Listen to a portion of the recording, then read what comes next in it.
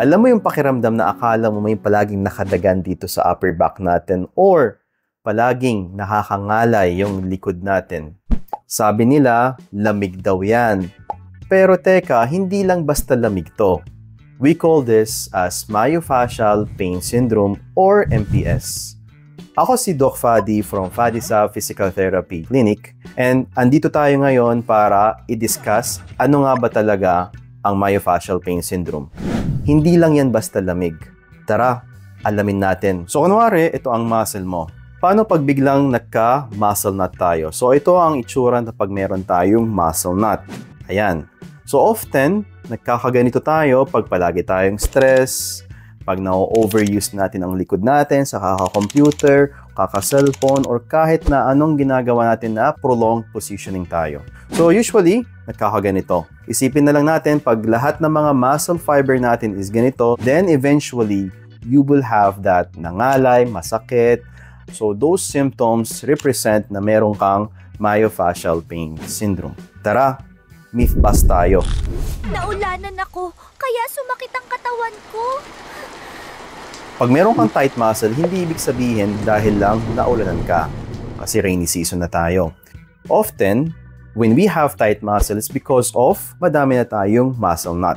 Pwedeng contributing factor ang lamig na pag malamig yung panahon, pwedeng mas nakakasakit pa ito or magiging tight ang muscle. Pero hindi lang yon ang pinaka-cause. Ay ma'am, may lamig ka dito ma'am. Ang tigas oh.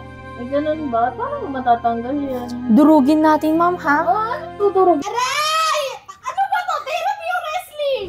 Ang masahe or ang hilot, okay yan. Good yan. Pang short term para ma-relax yung muscle natin. Pero kung ang yan ang palagi mong gagawin para ma-address yung pinaka-problema, then hindi yan mawawala. Ang tamang paraan is magpa-physical therapy tayo. That will depend kung bakit ka merong tight na muscle or spasm or MPS.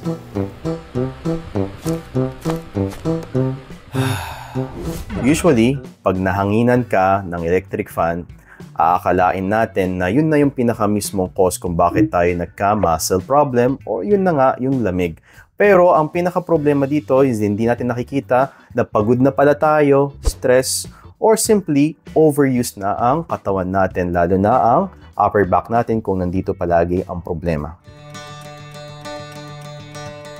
So yan, kung matagal ka na meron ka ng sakit dito, hindi mo pinapacheck dahil ini-ignore lang natin, dinadaan mo na lang sa masahe, or ginagamot mo na lang over the counter tapos hindi pa rin nawawala, paulit-ulit yung sakit, magpa-check up ka na para alamin natin kung ano yung nararamdaman mo talaga at ano ang sanhi.